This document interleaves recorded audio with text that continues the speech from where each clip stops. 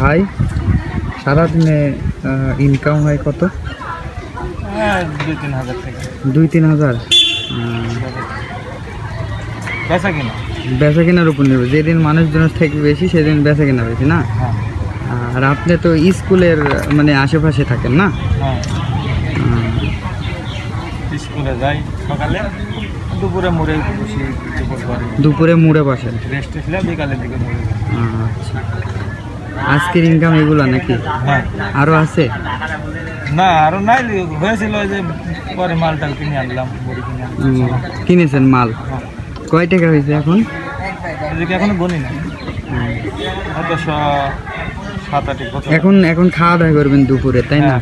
এখন তো স্কুলে ছুটি হয়ে গেছে, এখন যারা ঘুরতে আসবে তাদের আর কি বিক্রি না? না বাসায় চলে যাবেন? না এখন লোকজন কম, এখন একটু বেচা কিনা করার পর দেখা যায় 3টা-4টার দিকে বাসায় যায়, একটু রেস্ট আসলে বিকাল বেলা।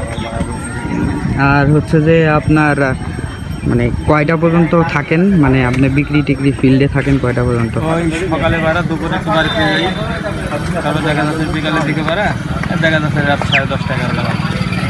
দুপুরে সকালের দিক ভাড়া দুপুর পর্যন্ত দিয়ে আবার বাড়ি চললাম স্কুল ছুটি দিলে বাসায়। ও তারপরে যা ঘুম টুম পাইরে আবার নিজের মুড়ে দেখেন, এলাকার মুড়ে গোসল করার পরে দেখা যাচ্ছে সময় থাকে না, তারপরে নিজের এলাকার মুড়ে।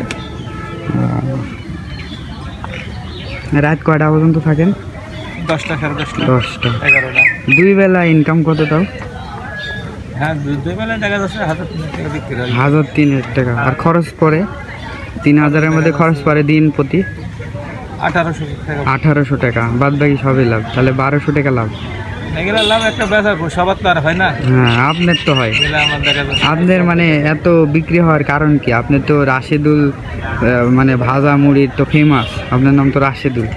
তো আপনার হচ্ছে যে মানে কি স্পেশাল দেন যে এত মানে আপনার ভাজাটা ভাইরাল? মশলাটা ধরেন যে তার করার উপর একটা নির্ভর করে, মশলা। এখন মশলা, হ্যাঁ মশলাটাই মেন, তেলের মশলাটাই মেন জিনিসপাতি। ভালোবাসা মানুষের একটা ইয়ে আছে।